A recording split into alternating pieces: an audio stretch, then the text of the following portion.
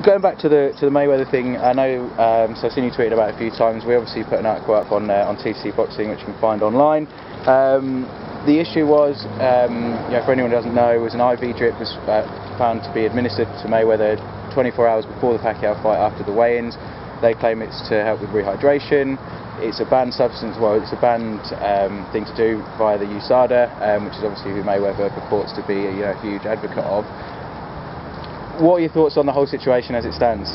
Well, he's been tainted. There can be no mistake made about that. Particularly in the Pacquiao fight, but potentially you look at an athlete, if it was a sprinter or whatever, then you would be willing to taint his entire career, and we don't want to do that with Floyd Mayweather because he has been so successful, but you can't deny that what he's done does not fit into what is right against what is wrong within boxing.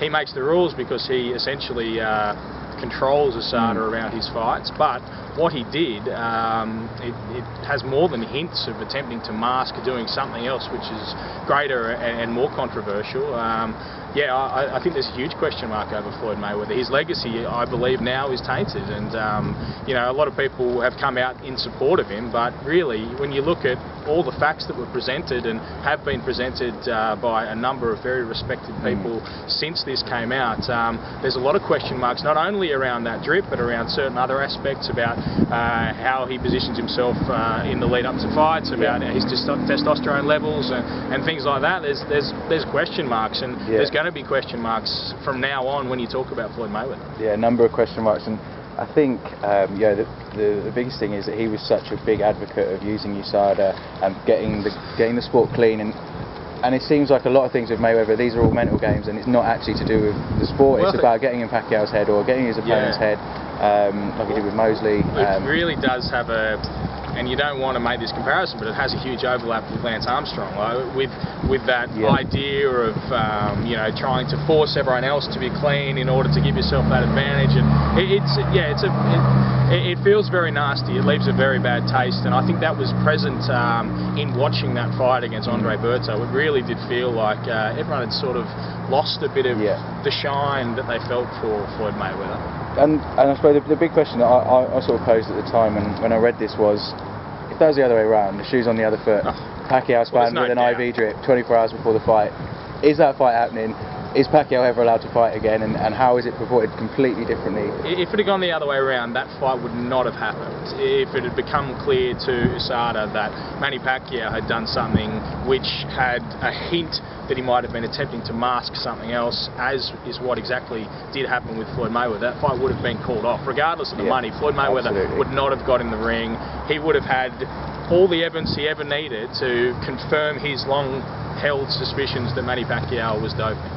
Absolutely, and obviously I don't know if people want to see this fight again. There's mixed reactions. A lot of people saying that result should maybe be scratched at the very least. A rematch should be ordered with fair testing. I think you just want that fight to be scrapped altogether.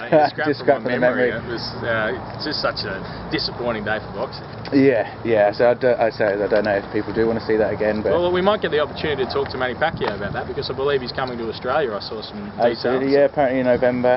Just trying to find out a little bit more about that at the moment. Obviously keep everyone posted, but that'd be exciting. He'll probably be allowed in the country, unlike his unlike his opponent. He will be allowed. But so talking about Mayweather, Berto, and the shine coming off Mayweather, the support wasn't really there that he used to get, and you look at the pay-per-view buys or the reports that are coming up now, around about the sort of 450,000, which is as low as it's been since he's been on pay-per-view, since his Gatti fight. Is that because people are losing interest in this? Is it because of no one cares about him fighting Andre Berto, who he clearly can beat very easily? I think it's because of how flat the Pacquiao fight was.